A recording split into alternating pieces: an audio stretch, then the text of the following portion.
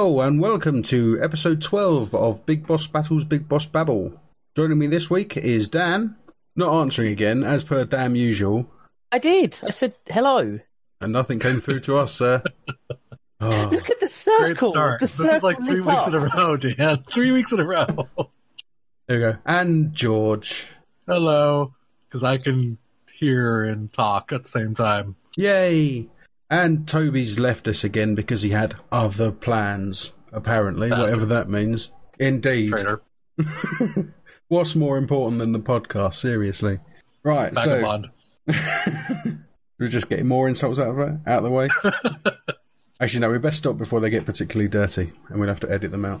So let's start then this week with Activision and COD World War II. Yay! So, one, it's Call of Duty, so we already know it's a crap game. But they've done something that patent that showed up a couple of weeks ago kind of led us to believe what would be happening. So, what's happening is when you're in a lobby waiting for the next game and such like, you can open your loot boxes. Nothing special there, but everyone else can see what you get in your loot boxes. It's not exactly like the patent, but yeah, it's disgusting and horrible. It is. It's because the patent was basically, let's show off what people have got so other people buy them. That's what this is. What if they are loading loads of people who haven't spent money into lobbies with loads of wows as well? Exactly, and then that's it. That's the patent. It's done. It's now out there. Yeah. Go into a lobby and you're like, I haven't spent a single penny, and there's people in there that are like, yeah, I just opened a loot box and I got a diamond cigar. Yes. And I'm sitting there going, I've got a pea shooter and a butter knife. Yeah, I mean, and they had to take time to. They had to take time to program this and put this in, and you have to wonder what was the thinking behind this. So, I mean, yeah, it's kind of, yeah, it's not good. Not good. They just need to stop it. They just need to stop it. There's somebody somewhere with their arms crossed across their chest, laughing like that guy from the start of Golden Axe 2, basically. Oh, yeah. Rocking his head back. Yeah, exactly. Yes. There's a guy doing that as he's sitting on a pile of money. Filter the people who spend a lot of money directly in front of the people who don't spend a lot of money to try and get them into spending a lot of money to expand the length of their income, really. It doesn't matter if they don't sell as many copies this year, because the average person will probably be spending more money after this. Yeah, and I mean, that's kind of thing I kind of find weird. Is like, I guess these tactics do work. I guess it's like the point of buying an expensive car. It's like you see an expensive car and you're like, oh man, I wish I had that car. But I've never been like that type of person, but it's sad. It's really very predatory, and it's pretty much exactly what we've been talking about for weeks now. It's gambling. It's predatory. It's basically kind of preying on people who enjoy these games and want to have fun, but at the same time now they're like being almost forced into paying extra. It's just really, I have nothing nice to say about this. This is just crap. No, it is utter crap. Loot boxes need to die sooner rather than later, because I think it's gonna kill the industry in the long run. I don't think that's true, sadly, because they've dropped so much money into marketing. They've dropped so much money into the research behind this. I deal with the average consumer every day at my job, and the average consumer is unfortunately dumb. So yeah. I don't think it is going to kill the industry. I think they know what they're doing, and it's the world. It's that's my dog. And it's kind of dumb. Yeah, I just think it's going to get to the point, the gulf between the AAA and the rest of the industry is just going to get bigger and bigger.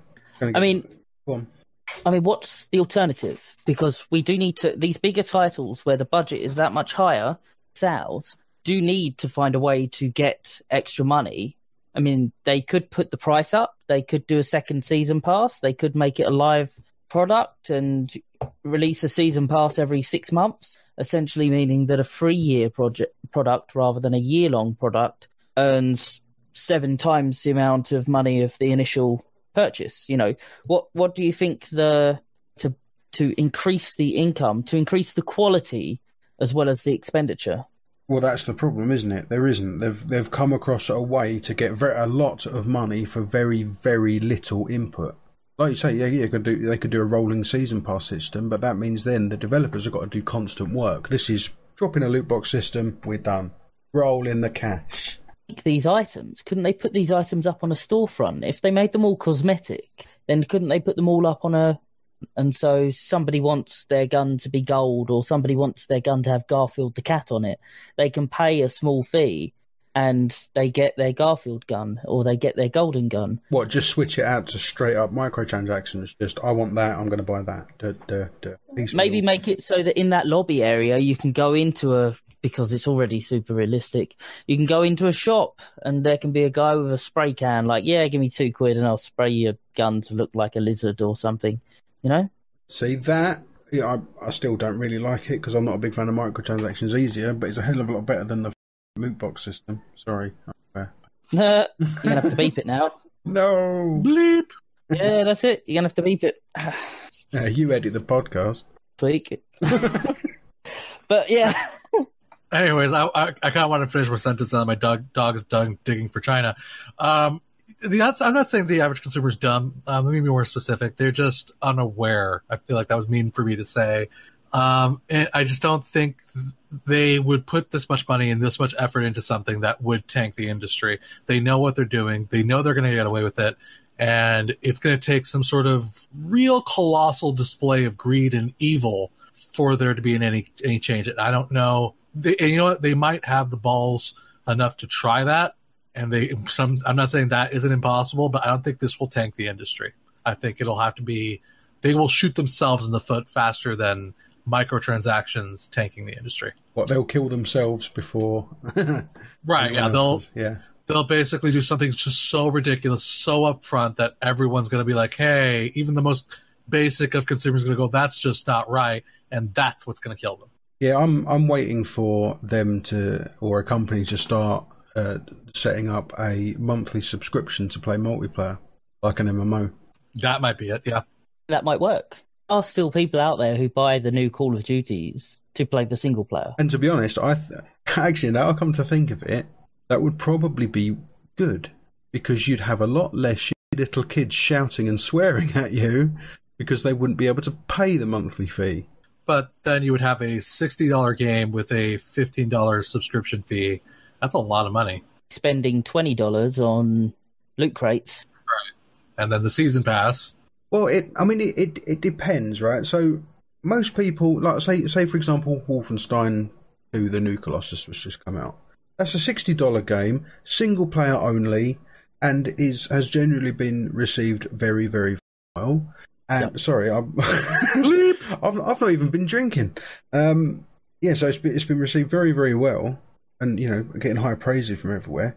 Now, if say Activision or they're the publisher, but whichever dev they've decided this year is going to make the Call of Duty game, put massive amount of effort into the single player campaign to make that worth $60 on its own, then charge people if they wanted to play multiplayer, would that then be fair? Almost as if the multiplayer is a completely different experience. So you've paid your $60 for your single player campaign, and then multiplayer you pay extra for because they need to pay for the servers and lunch and stuff. I mean, ultimately, I think we're giving these people ideas, so I don't know if we should be discussing this. No, I think that charging for the online rather than going on the microtransactions thing probably would work, because they have got servers that are required to keep that up to date, whereas the single player is. But that's what you pay for PlayStation Plus and Xbox Gold for. Well, no, that's what you pay for Xbox Gold or Xbox for, because Microsoft control the servers for all the games there. PlayStation don't. That's the one problem with the PlayStation Network, is that a lot of their servers are outsourced third-party stuff by the original developers and whatnot. They get paid for them by PlayStation through the subscription, but at the same point, it's still not Sony looking after the servers a lot of the time. One thing that they should have done a long time ago is separated Call of Duty Zombies from the mainstream from the mainstream games. They should have really just released the Call of Duty Zombies and then released extra maps for that every 3 months or every 6 months, charging for them as DLC, and just had a live product. Yeah, see, they've always followed somewhat of the same formula. One thing they have done as well, and we've actually got it because Charlie wanted it, is they've actually separated the multiplayer before. You could buy, I can't remember what one Charlie's got, I think it's Black Ops 2 on the PS3, but it was 15 quid and it's just multiplayer. The single player campaign's not in it at all, it's literally just the multiplayer component of the game. Had a good single player. Yes. It had a branching single player. Yeah, but what I'm saying is the version that he's got is just literally a multiplayer disc. It literally says on the front, Call of Duty Black Ops multiplayer. And there's nothing else in it. There's no single player. You just put it in, go online, play. So why can't they do that the other way around? They completely separate it. Almost, like how when they were out in the sort of late 90s and mid 90s, there was Unreal, and then there was Unreal Tournament. Yes. Do that. Have literally 2 games. Do you think you really could get away with telling people in this day and age, that we're going to divide up more of our product? And it's the way, I mean, it was okay back then. I don't think you could get away with that kind of thing these days. I don't know. I think you could, purely because, and also they've already done it, is a lot of people buy Call of Duty for multiplayer on its own. They don't even play the single player. So if they did separate it off, you'd have the people that wanted to play the single player and maybe a bit of multiplayer, and then here we go, there's the multiplayer. If you don't want to play the single player and you don't care, just get this, it's a bit cheaper, blah, blah, blah. Okay, well, I mean, yeah, if the pricing were a la carte like that, if they reduced the price based on what you wanted, sure. Yeah, so say you release the campaign for, a big chunk of it, like $45 or something, and then $15 for a multiplayer. Just split it, and I guarantee the multiplayer will still sell more. Could drop the price on the single player as it ages and keep the multiplayer the same. Yeah, it's not a bad idea. I don't think they'd do it. Well, the thing is, they already kind of developed the multiplayer and the single player separately. Yeah, sometimes even completely different dev teams do it, don't they? See, you've got the multiplayer needs to be balanced in a completely different way than the single player story, which is still very much a corridor shooter. Despite what it looks like or pretends to be, it's still very much a corridor first-person shooter, same as they have been since, the first Medal of Honor. Yeah. Or, alternatively, like we mentioned, you do a subscription thing. Maybe don't even charge for the multiplayer, have it be a subscription, and basically just every year or, or whenever they want, because it's going to be online multiplayer anyway. You just go, here's new maps, here's new this, here's new that. We've updated the engine for the new year. Here we go, you've got that now. And just have it as a rolling thing. That way they could make the maps free. They could give you 3 months when you buy the game, and then they could release new DLC every 3 months and 5 minutes, thus incentivizing people to buy a new 3 months to see the new content. And they could release the new content for free because they know they're going to get 100,000 or million people buying a new subscription to get access to that content. Yeah. And at the end of the day, it's, a lot of companies like to bring up all consumer choice and all that kind of stuff. That's the ultimate choice. I only want to play multiplayer. I'm going to do this. I want the single player. I'm going to do this. Simple. I think you're likely more to see that thing coming out of the indie game sector than you would ever see that coming out of the AAA sector. I hate to be the naysayer in this, but they'll never do that because they're going to go look at the bottom line. They're going to go with the safe bet rather than taking risks. And that's why it's a cool idea. And it's an interesting one for sure, but I think they're going to go for the safe bet, and they're always going to go for the cash, whatever works best, whatever gives them their bucks. There are people out there with more money than sense who will happily just spend a little bit of money to get ahead. Xbox One owners. Oh boy. And those people, oh boy, plain and simple, just do that. They don't care about loot boxes. They don't think it's anti-consumer. They don't think it's this or that. They think, hey, right, I can spend a little bit of money and get ahead. And, that's that. Yeah. For the industry, I guess, because it's a problem for everybody except for them, really. Think that loot boxes and this kind of thing will work their way into other titles, specific type of title that it fits, and there's so many games that are coming out that don't fit that spread to. I do think this. I think there is essentially a bubble, and this bubble is getting bigger and bigger and bigger, and it will be only a matter of time before something happens that does pop it. when or where and how it's going to be disgusting. It's going to be bad, and I think a lot of people are going to go down for it. But I don't know. You say it's going to be disgusting and bad. There is one way that it can pop and it'd be good, and that's that it gets deemed as gambling and gets made illegal. That's true. That's very true. It will probably happen as soon as the government either find or decide they can't find a way to tax it. Yep. Well, that's a bit of a problem because the ESRB is in the government's pocket. I'd hate to bring up some real world news, but they basically recently got a big tax cut here in the U.S., and I don't think that would ever happen at this point. They're so in on the politics side of things. I don't think that would happen, sadly. At least not here in the United States. Yeah, well, that was the reason I brought up a couple of weeks ago why they didn't deem it illegal, because then it would make the games be adult only, therefore not being able to be sold in stores and would hurt the industry. So they're just going, no, we'll let it slide, fine. But anyway, let's keep it on the downside, and we'll cheer it up a bit later on. Let's move on to Ubisoft and their DRM fun they've had with Assassin's Creed. Woo! This is Dan's, right? Throw it. Go on, Dan. Tell us about the things again. The thing. Basically, launched recently, the new one, Oranges. Yeah, Oranges. Oranges? Yeah, Assassin's Creed Oranges, yeah. Launched recently. It was uncovered by some people that there were things in the things, and that the DRM was doing things to the things, and apparently they came to understand that I will get more specific in a second. And that the DRM systems that they had in place were running a check pretty much every second, every frame, actually. And they deemed, these people, that was having a major effect on the performance of the game. That was obviously a big thing. DRM does run checks as games run. That's what it does. It makes sure that people aren't pirating, something like that. But if it was checking every single frame, and of course, something like that would have an effect on performance, even if it was just minor, even if it was just using up one tiny KB of memory, it's still going to have an effect. Yeah, I mean, looking at screenshots that were posted in the original article, there was a guy showing off his system, and AC Origins was using over 85% of his CPU, which isn't normal. A game shouldn't use that much of your CPU. GPU, fine, but not your CPU.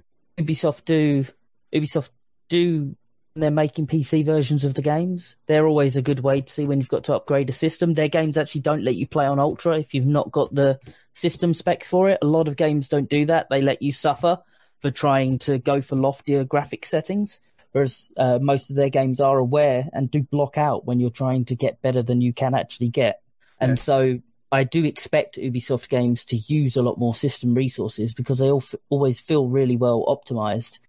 Ignoring the weird bugs that they sometimes get. I've got no face. Exactly. But, my horse is falling into the ground. Ubisoft have come out and they've said, hello, everyone. It's not impacting the game's performance, and ignore those people. It's just anti-tamper. Is it? Don't worry about it. It should, on the minimum and recommended specs, ensure a steady 30 frames a second performance. Yeah, it looks DRM. It looks like they released a patch as well, which people expected it to be like a cheeky. Oh, sorry, we mucked this up, but no, it had no effect whatsoever on the resource hogging of the game. I mean, to quote Jim Sterling, "Oh, Ubisoft." I mean, seriously. And I feel like, this kind of probably could be like a dumb, obvious statement. What this all goes back to is this goes all back to that market analyzing thing. They want to know what you're doing. They want to know what your actions are. They want to scan and then find out what you like and what you do like and then sell it to you. And that's what exactly this is. And it's just, I think the DRM stuff is literally to try and stop piracy more than anything. I mean, yeah, that's true, but I doubt they're really pooling information and stuff. Although most modern games can do that anyway. The way that switches and variables work, it tracks pretty much anything that they don't need to. You've got this CPU, this GPU, this much RAM, this much hard drive space to run an SSD. It will know all the information, what OS is using, and all that kind of stuff. It won't take anything personal. They also know your actions as well. I mean, stuff shown over the years where people have said, right, like movement maps and heat maps after games, they're pulling all of this information all the time. So you can see from looking at 10,000 people's play of The Division, which we know that Ubisoft were tracking, stuff like that some people were glitching through walls and some people were doing this and that, and people were getting stuck on this bit of the game, and so they released a patch and they tweaked things slightly, or they filled in that hole in the wall. Similar thing happened with Call of Duty World at War, I believe, way back when, 2008. But that kind of information is definitely always about and such. But yeah, do you think anybody, slightly tangentialized, do you think anybody has ever released a patch for a game that's had nothing in it? We fixed all of the problems, like a kind of placebo patch. I wouldn't be surprised. It's been kind of like a balancing patch, but they've not actually patched anything. They just said they did. Patch. I've not heard of anyone doing that, but I wouldn't be surprised if it did. Very cool. It sounds like a good way to kind of like just sedate people and get them off of a company's back. Like, oh yeah, we patched stuff. If it's not working, just keep trying. And while they're actually still working on it. Yeah, that could totally work. I would be interested in reading a case study on that. But I hate to sound like the conspiracy theorist here, but I think this is more than just... Why would it need to be constantly checking every second for piracy? That's a load of bollocks. I'm sorry. There's something else going on under there underneath the surface. That is very strange. I don't know what's going on there, but that's a red flag for me. I'm sorry. Sorry about that giggle there. I just always have to have a giggle when an American person says bollocks. It just doesn't sound right. I still think there's something going on there underneath the surface. Sorry, I've just read what this VM Protect actually is. Why did you say sorry? Because I was just interrupting you.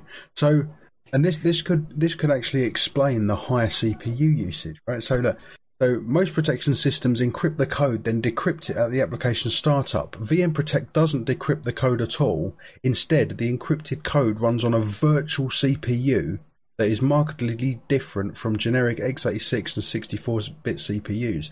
So basically, this thing is running an emulated CPU and then running the game on that. Cool. I mean, theory, it sounds wacky and awesome, but yeah, that's kind of killer system. Yeah, it seems a bit much for just a freaking video game. Cool, crazy. So that every frame or whatever is literally a handshake. Yeah, it will be between the two, the real and the virtual CPU. That's mental. Speaking of Assassin's Creed Origins, did you guys hear about that pyramid discovery? Segue to the rescue. Seamless, George. Seamless. Thank you. I heard earlier on today, possibly, or it may have been yesterday, that there was a discovery of a new chamber in the pyramids of Giza, or in one of the larger pyramids, possibly. I didn't look into it, obviously. Yeah, but from what I understand, they used some sort of like crazy like particles or black matter. I don't know. I remember reading it and my brain exploding, but it was pretty cool. They used something to see that there was a hollow area within the pyramid, and they don't know what it was for yet. It could be a terrible cursed chamber. Ooh. It's probably like, hey, we'll store all of the brooms and stuff for cleaning up here. And we'll need a bucket for all of the water and stuff for cleaning the floors. That would be so lame. It's a janitor's closet. But the reason that you mention it is because Ubisoft managed to preempt the discovery at Giza. Yep. Like they knew.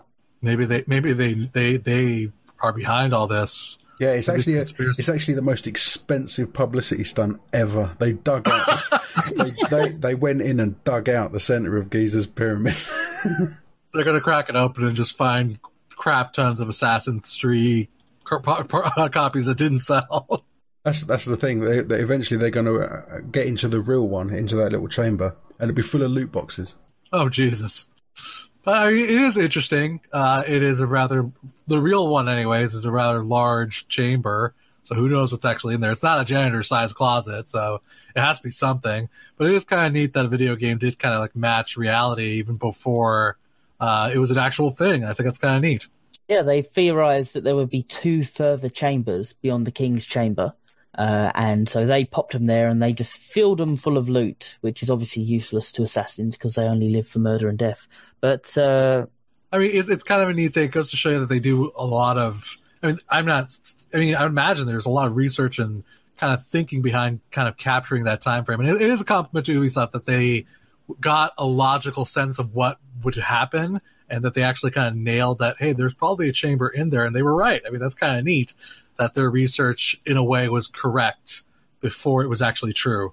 Ubisoft have, is it Alice that's based in Canada, in Vancouver?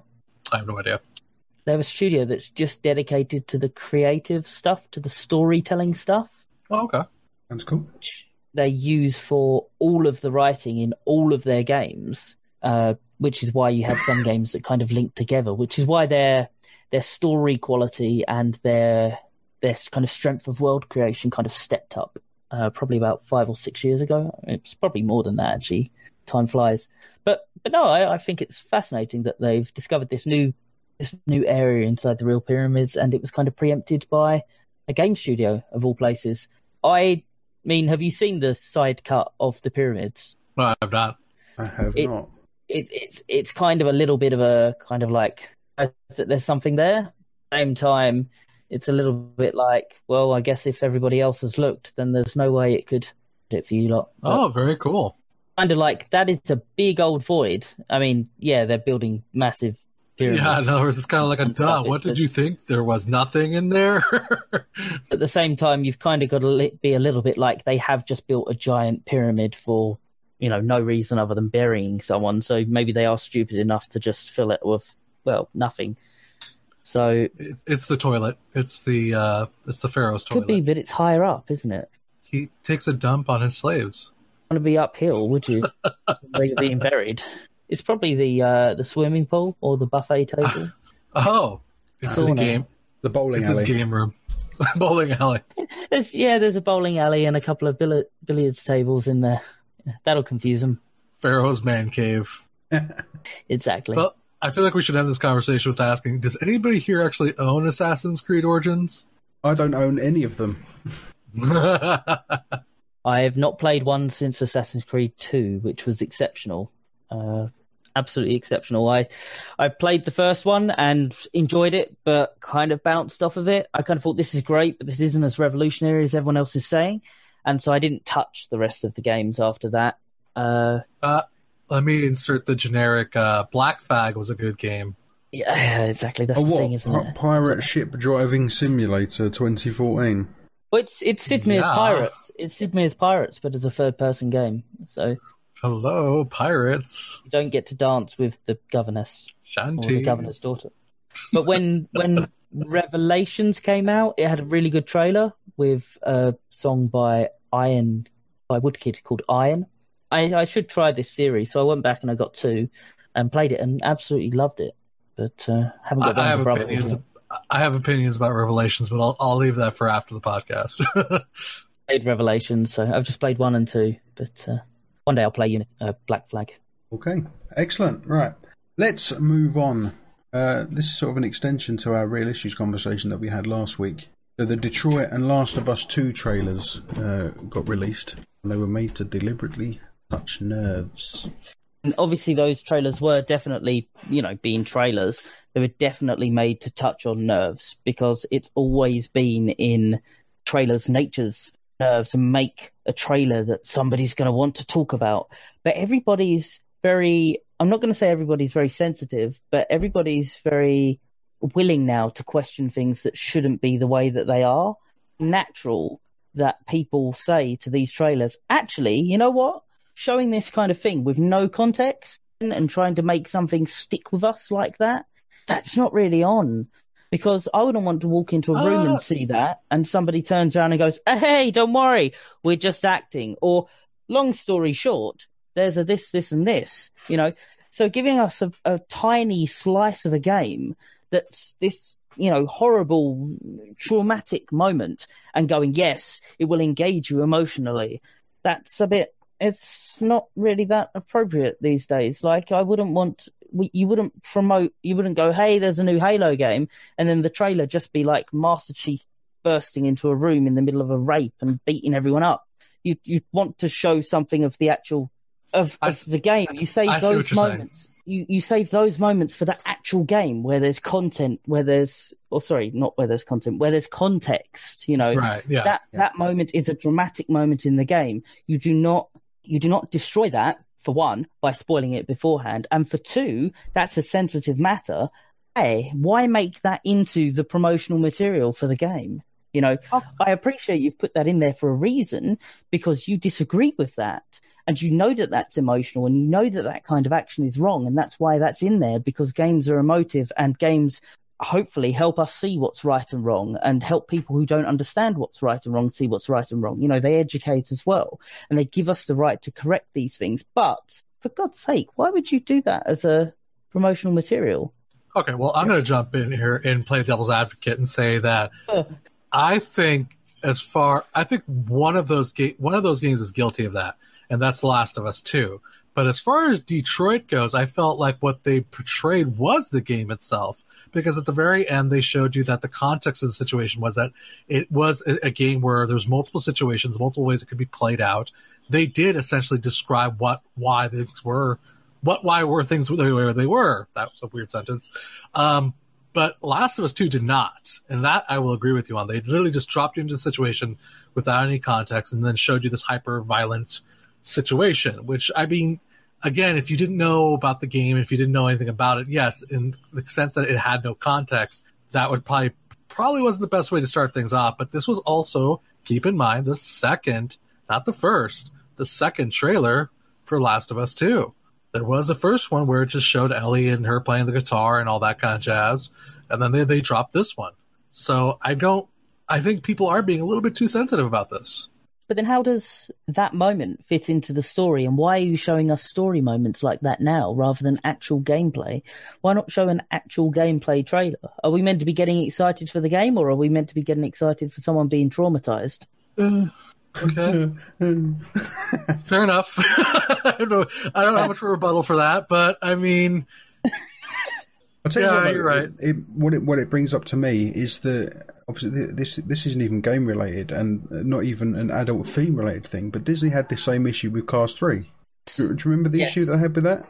So the first trailer they showed off basically showed, with no context whatsoever, Lightning McQueen getting completely trashed. Yep. I mean, bear in mind that Disney always lie in their adverts. Like, if you look at any DVD from 7 years ago or 5 years ago, and you look at the trailers for the next film, it's never a proper representation of what actually happens in the film. They always edit it cleverly so that you can't even properly guess the storyline. But you are correct. In the Cars 3 trailer, which obviously my household had an avid interest in, and mine, Lightning McQueen was totally wiped out. And you were like, what? Have you just killed him off? I mean, obviously you've not killed him off. You've just got, you've basically just retired him like the Hudson Hornet. But there was no context to it. And that gave no indication of what was going to happen in the story either. You just knew that Lightning McQueen was going to be in an accident. So it's not really a trailer, it's a teaser. But it's a teaser of something that has no... I just want to say that we should be careful what we say about our Disney overlords. They are watching always. Yes. We'll start saying nice things. The house of mouse is everywhere. Yes. Yeah, I mean, yes. But I didn't disagree. I mean, the Last of Us 2 trailer, with no context, without you knowing what it's about, it did come off slightly tasteless.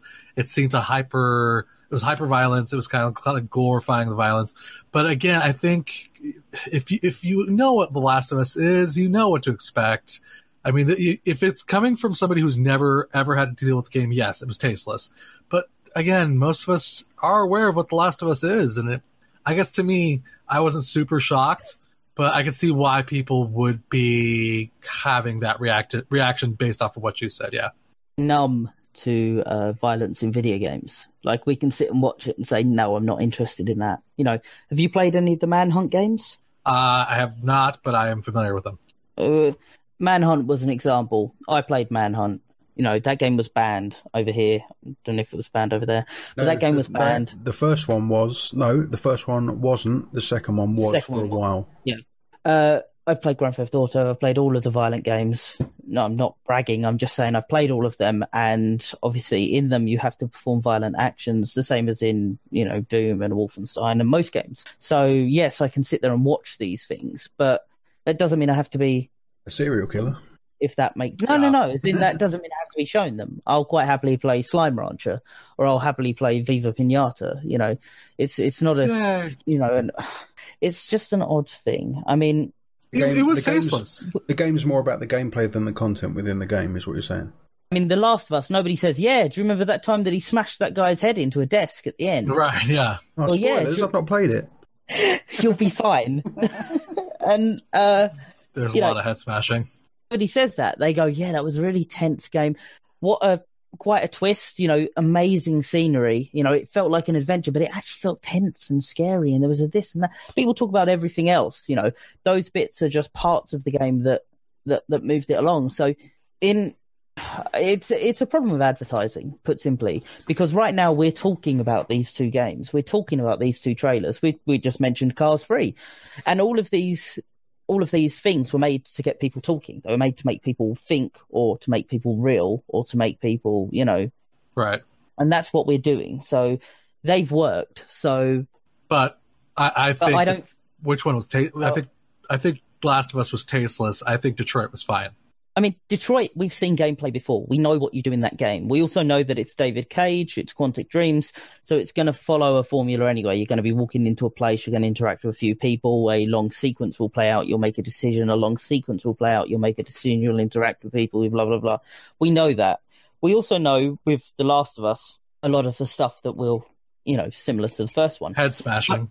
But for new people, they don't know that about either of these games. Now, at least the Quantic Dream stuff did show that there were interactions like that. The Last of Us really just didn't. These adverts aren't giving a slice of the game, and really picking on things that touch nerves to try and advertise the game, which is what these trailers are. They're adverts. Yeah, I think you kind of nailed it. The shock for views kind of thing, isn't it? Yeah, very much so, and I don't think we need that. For one, actually, I don't think we need that. I know that we don't need that. For two, I don't like it. We don't have to change it because I don't like it. But the fact is, you shouldn't have to make people uncomfortable in order to make them interested in your game. Right. Where you're making people not interested in your game. You're dividing your audience by trying to deliberately make your game memorable with things that don't fit modern society, or not question modern society, but don't fit modern society. You don't go, right, we're making a new Mario game. Here's Mario going postal and taking out all of his co-workers at a post office. And, actually, don't worry, it's another 3D platformer. And here's Bowser choking Peach a little.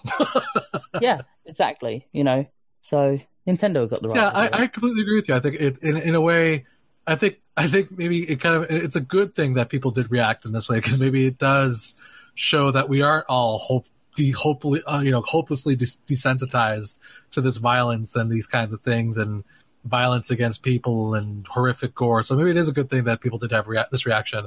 I think the second trailer kind of did bomb. I think the second trailer sucked. It didn't tell anything about the story. It didn't tell anything about these characters. It didn't tell anything about the game, for that matter. I think the first trailer was far superior, and I think maybe listening to you and kind of the way you're describing it, really, I completely agree with you. I think they should have done better, and I think that it is a kind of a shame on you type of moment that they should kind of reflect on, be like, you know what, we shouldn't do that again. I think Quantic Dreams. I know I'm not some big suit, and I'm not some big executive, but I do think that Quantic Dreams could have done better as well. I think. They've shown, even their first gameplay trailer, they showed a situation playing out in 4 or 5 different ways. That was that kid being held hostage, right? Yeah. Outside the back of the house where the family had been killed by the chap going rogue. Showed 3 or 4 different solutions to the problem. It was tense. It was dramatic. There was a little bit of mystery there. Later on at E3, there were some playthroughs of it as well, guided playthroughs for the press. Okay, but there's a little bit of mystery, there's a little bit of this and that, but it culminates in this big showdown that is pretty much an end of chapter moment. It's a cliffhanger moment almost, but you choose how that cliffhanger ends. Right, but I would like to point out that technically speaking, we didn't really see anything happen.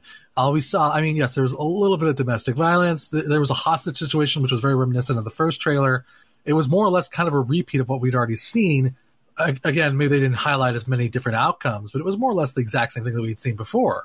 Again, this is personal opinion, and this, especially of all of this topic, this is the most personal opinion, I suppose, of this bit, is that they need to focus on showing that multiple choice fact that they have this wide berth of multiple options in their games. I mean, look at the endings of Heavy Rain. Look at the paths that were through that game. Look at how many choices and interactions there were for that. Characters could die and just be completely wiped out. Everyone could be dead at the end, etc. And this game is inevitably going to be the same.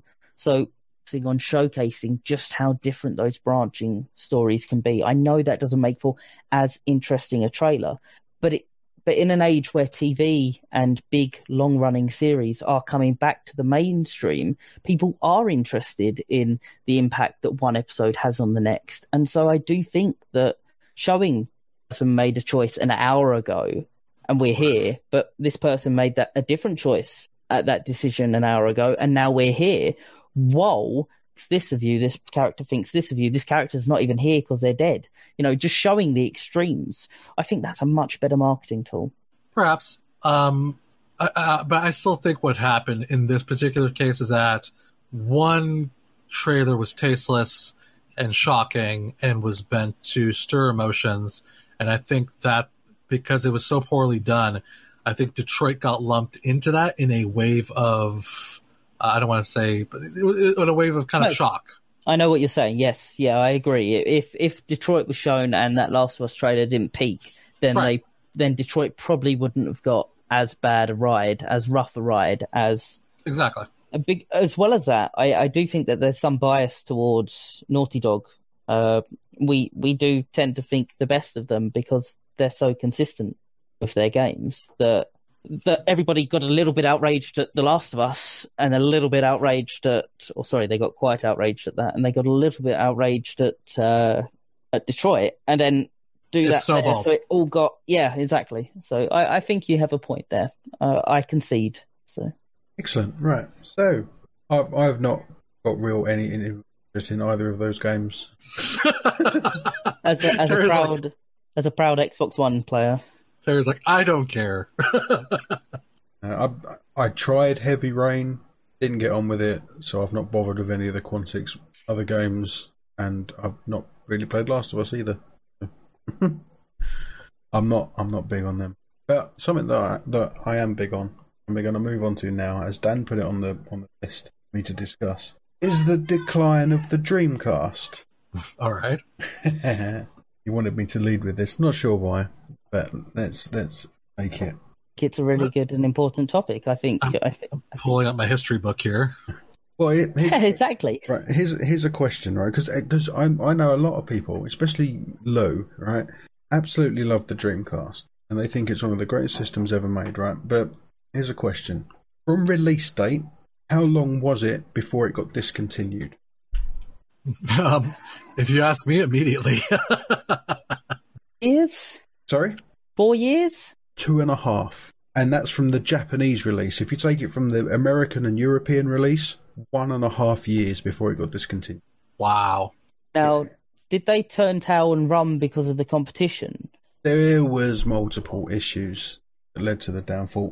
Most people just go, oh, it was because there was no protection and then you could just copy games onto CDs and there was no DRM and they could self-boot. You didn't need to do any mods or anything. But as we know, piracy hasn't actually got that much of an effect. There was multiple things. So one, Sega's management changed, and that was in 2000. So about halfway through, management changed, and then the new head of Sega was basically one of the biggest proponents for Sega to just leave the hardware business entirely. So he basically just took over and just went, nah, we're giving up. And he wasn't behind the Dreamcast at all. Just literally pushed it out of the market. But I mean, they had issues like from day one, really. I mean, they already had really bad relations with retailers due to the weird surprise launch they did with the Saturn, which led a lot of retailers to just not carry Sega stuff anymore, that they had to try and get back. There was manufacturing issues in Japan. There was tons of stuff. And I mean, the thing only sold just over 9 million units.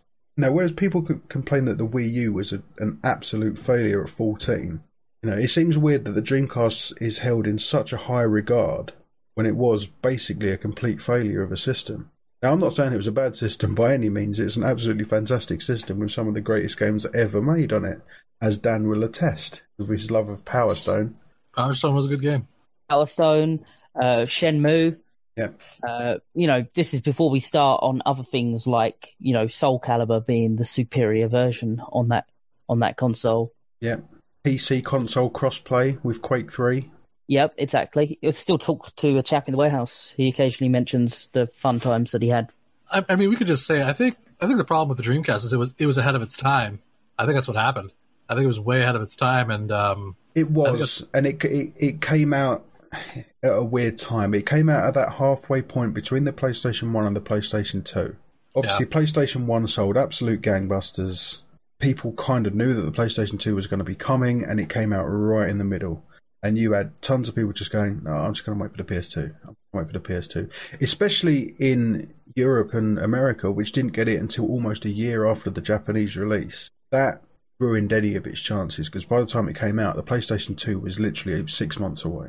So it was dead in the water before it started, which was a damn shame. Because I mean, like we said, there was Soul Calibur was the best version. You had PC crossplay, first system to have, or console system to have true online play out of the box. And I think that's why people look back on it now and go, yeah, it was pretty. Now we can look back on it and say it was kind of an amazing system for its time, because we do recognize those things now, and I think that was a compliment to the Dreamcast. I owned a Dreamcast. I bought a Dreamcast solely for Power Stone, 1 to be exact, not 2. But it was a good system. It was. I do remember that the controllers were horribly designed, though. They were kind of an evolution of the Saturn 3D pad, so it took that kind of shape with it, and obviously it had to incorporate 2 VMU slots, which made the back of it massively bulky. But it was just the VMU though. Come on, guys, the VMU that was outstanding with the little display on it. You could take Power Stone 1, you could take and you could take your Chows out from Sonic Adventure.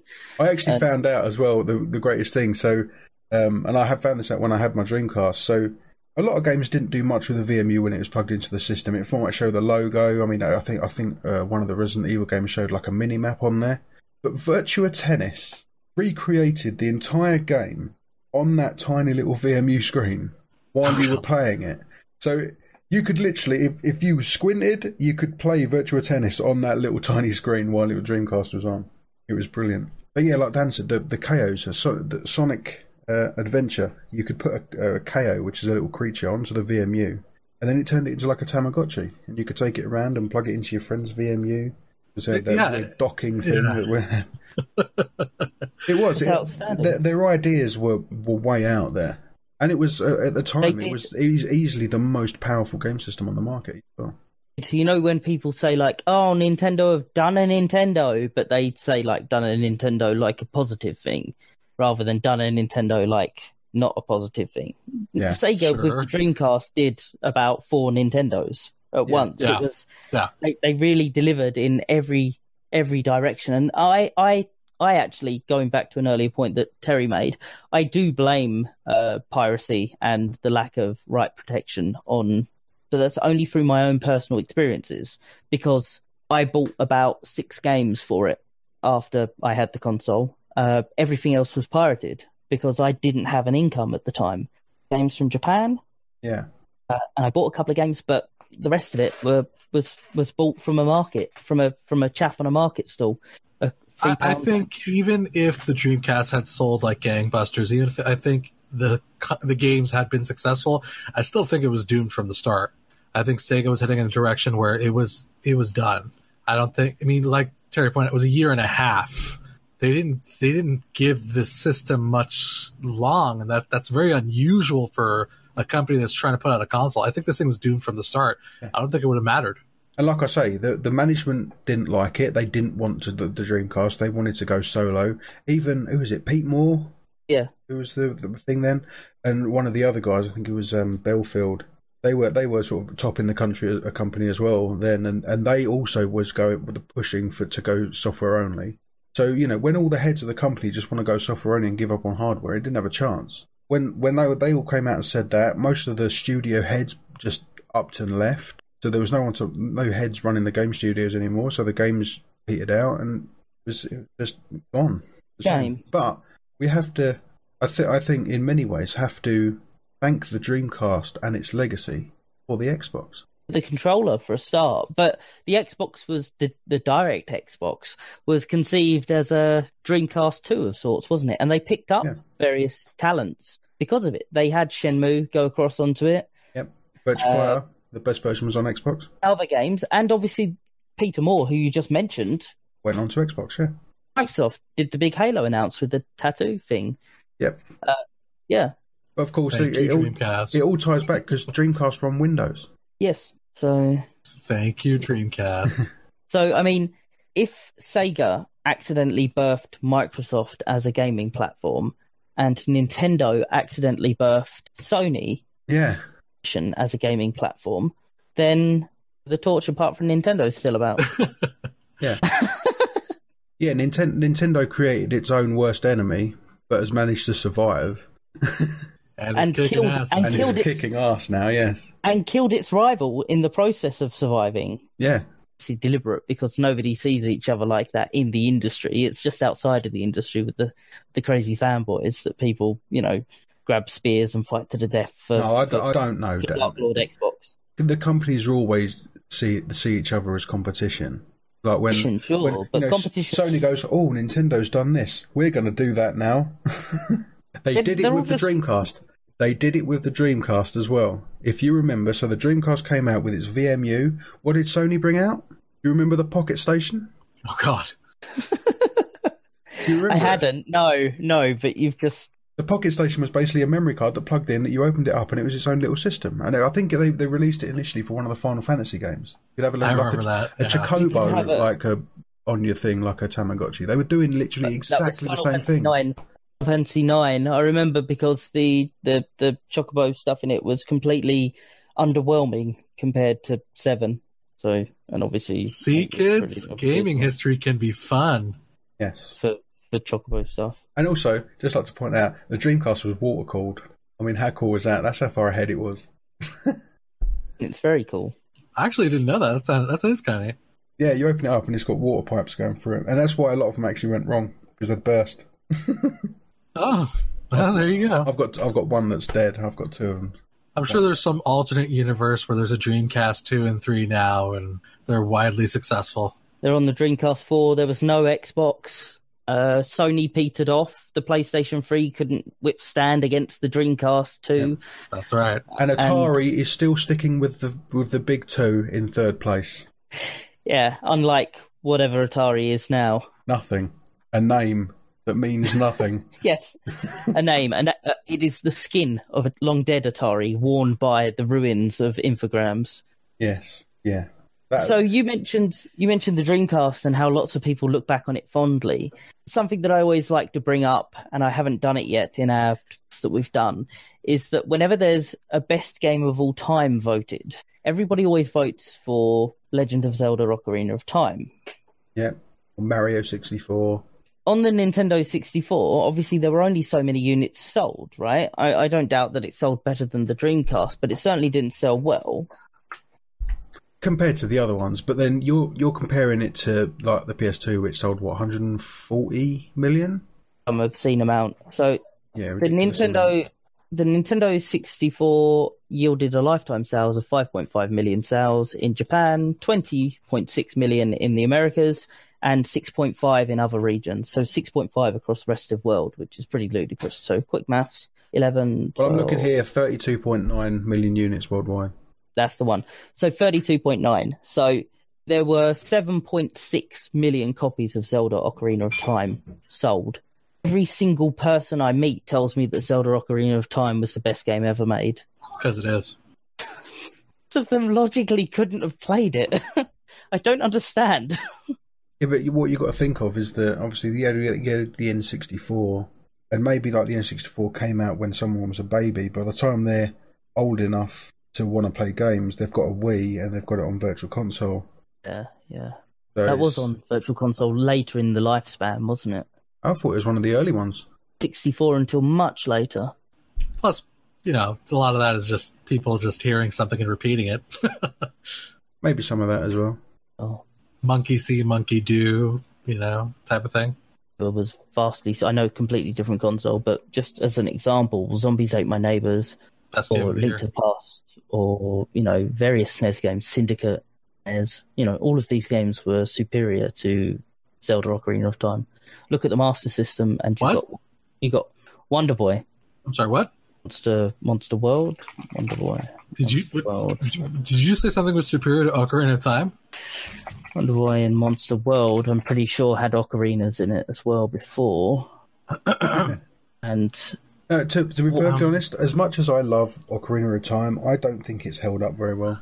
I can't play it anymore. I think It's an amazing game. I think they did brilliant things with 3D technology, and it's got a horse in it, and it's got an ocarina in it, and nice. But I do think that Mask did everything that Ocarina of Time did new, vastly better, and the other stuff was already done in Metroidvanias long before. See, I'm completely opposite. I really like Ocarina of Time. I can't stand Majora's Mask. I think I've got to the first dungeon and never got any further than that. I've just never been inclined to play it. I just can't get into it at all. Burnt out on Ocarina of Time. Possibly. Damn fighting words. Ocarina of Time is a timeless classic that still holds up to this date and is an amazing game, and I'm holding out for the HD remake. Did you play the 3DS one? No. Was there an HD remake? This already came out on 3DS and Majora's Mask. Damn it. And they're really good. They actually do work because they fixed a lot of the weird, odd bugs. That That's on 3DS, that's fine. I can't believe you didn't know that the best game ever had come out on 3DS as a redo. Such a fan. Handhelds are rubbish. All right, that doesn't count.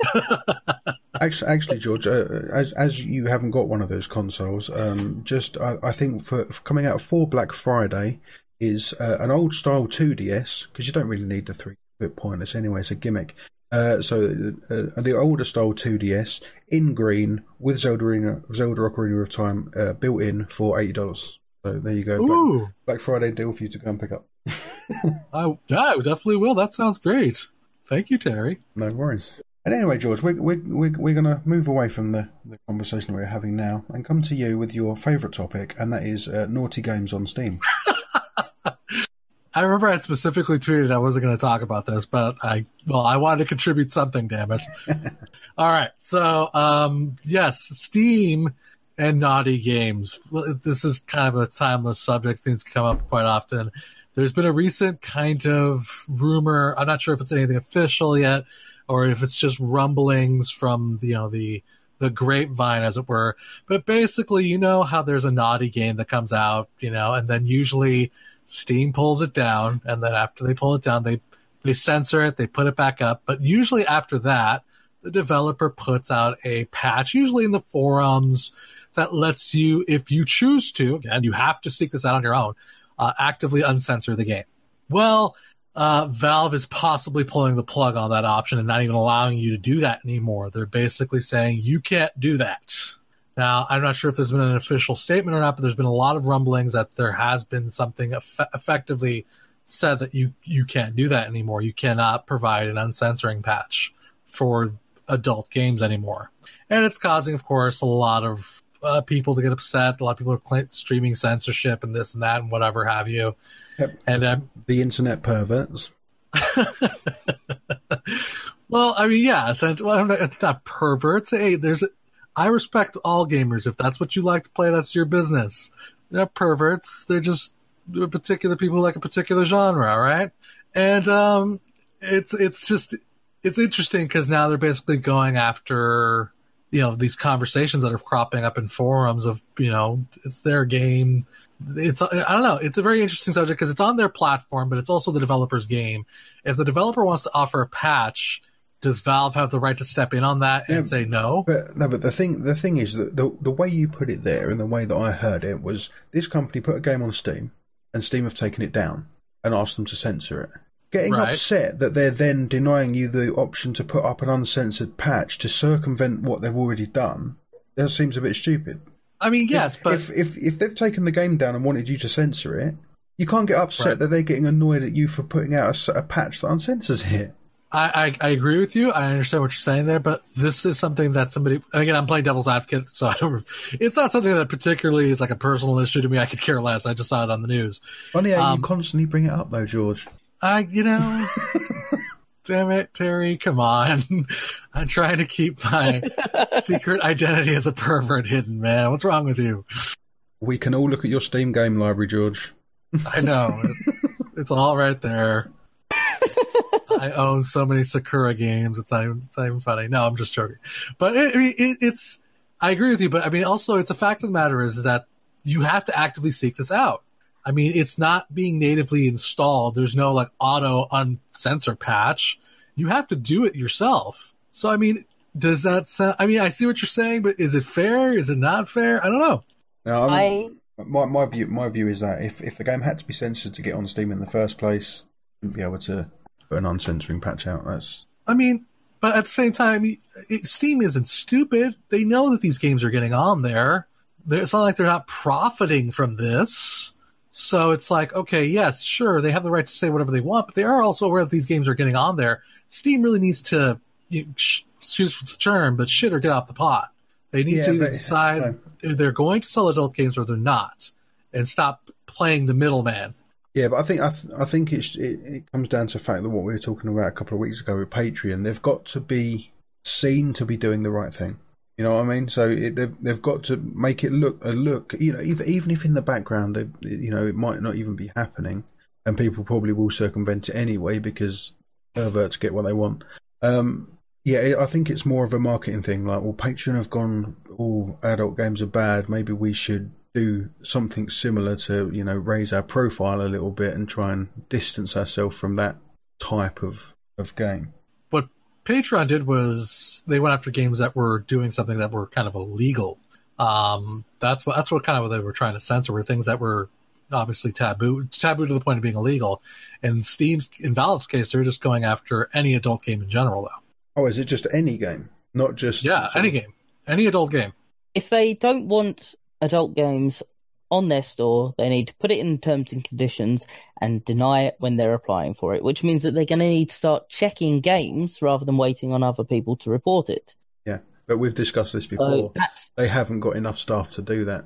I mean, if they want... if something is illegal, then say it's illegal and get it off the storefront. It's as simple as that. If this is something that is acceptable in another country but is a massive taboo here, bordering on illegality, pull the whole project, pull the whole product, and just say no. We have assessed your product now. It is not acceptable for sale in this country, this country, this country, this country. It's off the store, and leave it for sale where it's acceptable. And then if people really want to get it, in the same way that people used to import games that they wanted from elsewhere, people will make a Steam account, set up a mirror, and download it as though they're living in another country. People will always find a way. So just make people do that. Put it on the storefront where Valve actually deem it acceptable. I've heard of this, releasing patches to release content updates to restore stuff. You're doing a beta then, are you? So Valve could put... Dan seems to be having some microphone problems. Hold for editing. He's very passionate about the subject. What did I said? Nothing. We didn't hear a word you said.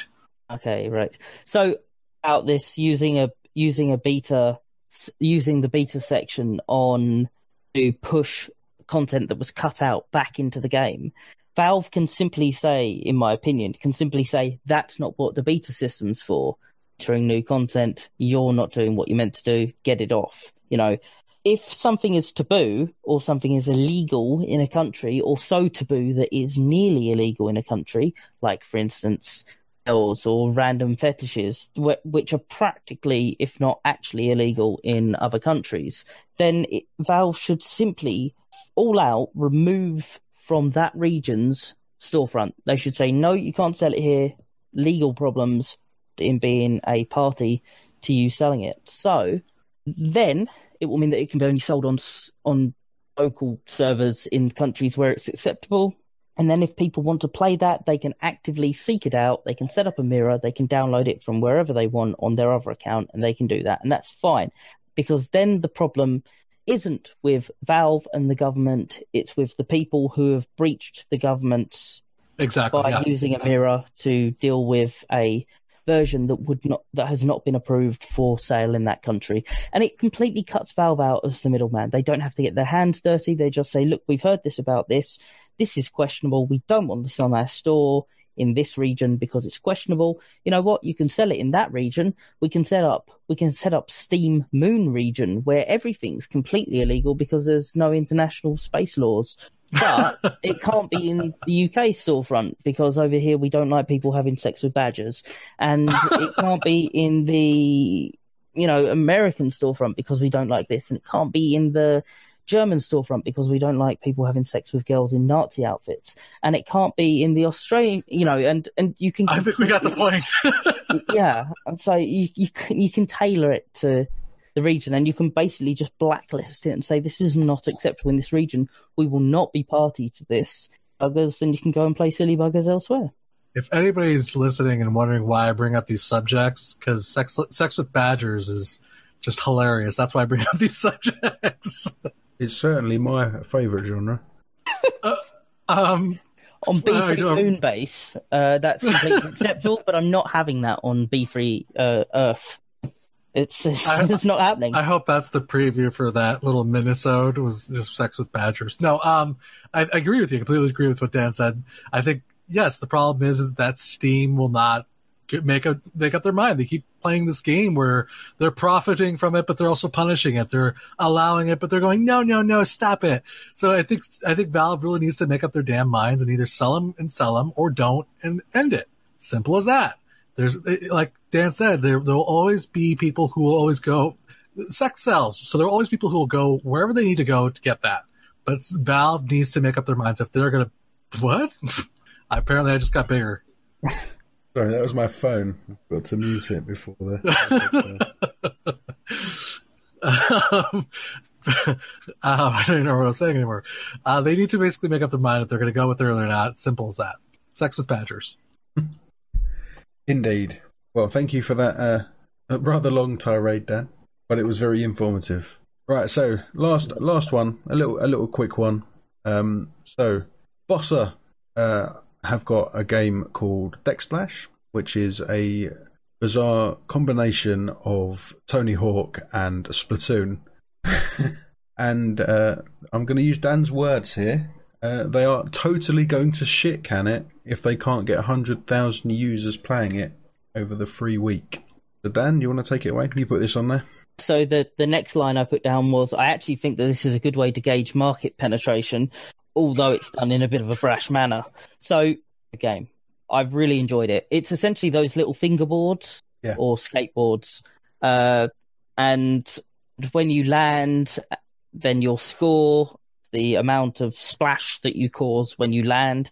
So if you do some completely sick tricks in the air and land a grind and all sorts of other skating terminology, and then you land, then you cause a massive impact and you paint the area, and it's lovely, right? And so it's two teams, and you've got to basically redecorate this skate park. So Tony Hawk mixed with Splatoon, as I mentioned there, and it's just really cool. I'm not sure what their business model was, whether they were going to add in more maps or add in more boards, or whether they were going to charge for boards or have a progression system, because when I last played it, it was quite early on. I think it was the first test that they did. But I don't want to talk so much about the game as I want to talk about how they are being so about something that's a logical thing. You're breaking up a lot again, Dan. Oh. We're missing lots of words. Oh. Can you hear me now? Yes. Clearly, plain and clear. Yep. I get feedback of yourself as well. I've turned down my voice activity button. Okay, cool. But, lost. Damn it! I think you were talking about how they were going to sell either more boards or more levels, something to that effect. I don't know whether they're going to sell more boards or sell more levels, or what they're going to do for their actual business plan and make it sustainable, whether they're going to charge a $5 and that's it and that will cover the servers or whatever. But what I want to talk about is the fact that what they've done in what we're just going to can this game if we don't get 100,000 people playing it. That may seem brash and ridiculous, which it does seem a bit brash and ridiculous, but it's actually cold, hard logic. When it comes to betas are demos. Yep. Really. A lot of the time, rather than releasing a demo, a big company will release a beta just to get people in to stress test it, but also to get the hypes. Yeah, that's what they are more these days than anything else. So with these betas, for a while, they've always been moderately populated. Betas aren't populated. Then when they launch onto a storefront that is getting 60 odd games releasing a day or however many releasing a month, going to make enough of an impact in that first few hours to get onto the now trending or now selling list and to get up the top and everywhere. If they haven't got faith in Twitch or written articles, then they're not going to get, in their opinion, it's not worth them time to try and get onto those free platforms because they need those initial sales in order to get that big. I think the best way to do that, and they're logical in doing that, is by converting beta players or free weekend players into. I think this is actually a smart way of doing it. And put simply, 100,000 is a ridiculous number. They probably don't need 100,000. They'll probably be quite happy to launch if they get 30,000 or 50,000 or 80,000. But it's transparent of them, which is nice. See, when I heard about this, I let's keep in mind this is Boss Studios. These are the guys that put out Toast Simulator, right? These are the same people? I Am Bread, yeah. I Am Bread, yeah, okay. So when I read about this, I'm sorry. I think it's a bunch of hooey. I think it's totally smoke and mirrors. I don't buy it. I don't think that a developer would put time into developing assets, creating all of these physics and mechanics and all these games for one weekend's worth of testing to determine the fate of a game. I think that's the most ridiculous thing I've ever heard. It depends though, George, because to be honest, if you've not played it, there ain't much in this. A good developer could have knocked this game out in a week. Okay. But I mean, also you have to keep in mind that an audience grows. An audience doesn't just explode overnight. I mean, yeah, there's obviously certain cases where you're going to get a bajillion people playing your game just because off of the name or whatever have you, or the developer. But there's also a thing about an audience growing, that there's word of mouth. I mean, PUBG, if PUBG had done the same thing, there wouldn't be a PUBG because no one knew about it. It wouldn't exist. So I really think this is a bunch of hooey. I think this isn't. I completely think the opposite. I think this isn't a scientific way to do this. I think this is total crap because word of mouth travels. You cannot predict what is going to work and what isn't based off of one weekend. That's ridiculous. And I think this is just a stunt. I think this is Boss Studios just blowing hot smoke up our butts, and they're lying. They're going to put this game out no matter what happens. Period. Interesting take. I think we'll probably see it go live anyway, but their support for it will probably be ridiculously diminished. And that's depending entirely on how they manage their servers. Are they really? Is it really going to be worth getting these servers there if the audience isn't growing? Had it playable pretty early on. I think it was announced and playable about a fortnight later. And they have got an amazing team up at Bossa, an absolutely amazing team that I think formed up in about 2011. They've been going about 5-6 years, and they've done some absolutely brilliant stuff. They pick up talent left, right, and center, and they can turn out stuff like this quite regularly. One of those places that, a bit like people regard Valve, can start work on a new project, pull this person from this project, do this, do that, and just get a new thing out there and going. And so I think, in my opinion, if they do have willingness to go, right, this is going to be a commercial failure, we haven't had the impact on launch, we're going to cut it now. A lot of now biting and a lot of resources. I would agree with you if there was a lot more active development to be done. But if they're giving a free weekend away and they're letting anybody play it, that means essentially more or less there's a playable product here, which means that they'll say a good 80% of the game is done, or 70%, 60%. I'll give you that. Are you telling me that you wouldn't slap a price on that and throw it out in the store so you can make some money off of it instead of none? In probably May or June. Pretty sure it was before E3. Then it needed some mechanic tweaking. It needed more levels. It needed more textures. It needed more board designs and stuff. But the core of the game was there. So I don't know quite what they've done in all of this time since, but the game is essentially, I wouldn't say finished because they probably want it to be a live-in project, but definitely playable. Well, I think this is a stunt. I think this is just literally a PR stunt. I call foul, but that's just my opinion. See, my thoughts on this, what we discussed last week, which this would be a good fit there, just purely because you got the Splatoon crowd up. I could see that, yeah. And then you could have like the little controllers, the rumble things being kind of like individual boards. I think that'd be cute. Not only that, motion control. Yeah, exactly. Literally spin the controller in midair. Yeah, that'd be kind of cool. It'd be really good. And indie sale on the Switch. They could get 100,000 people sales on the Switch easy. Terry, do you work for Nintendo? What's going on here, man? No, I hate the word fanboy, but you probably could say I am a fanboy. No, but I'm just joking. But I do think that actually it's a cute idea. Actually, I like that. It would work. It would totally work. But only time will tell. Yeah, only time will tell, I guess, as to what happens. Yeah, to be honest, I mean, I played the first alpha test of it, and I could not get a hold of the controls at all.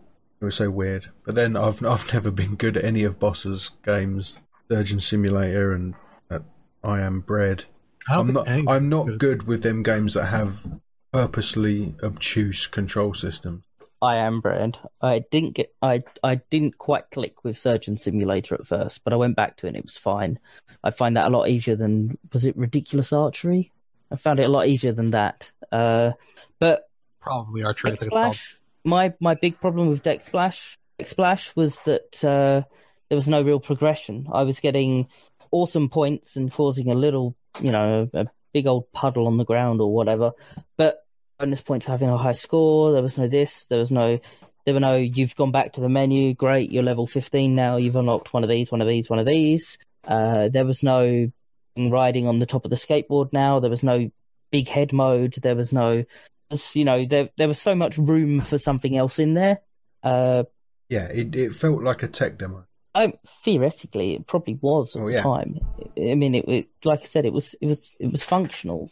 Demo is a bit harsh, but yeah, it definitely felt like it was closer to the blank tablet slate was the finished product. But then why would they continue finishing a product if they've not already got the interest that they feel that it needs in order to hit the market running? Yeah, I suppose the question is how much development is done and how much isn't, which they haven't really elaborated on either, so it's hard to call. Agreed.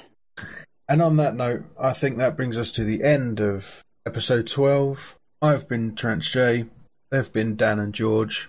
We'll be back next week. Bye-bye. Bye.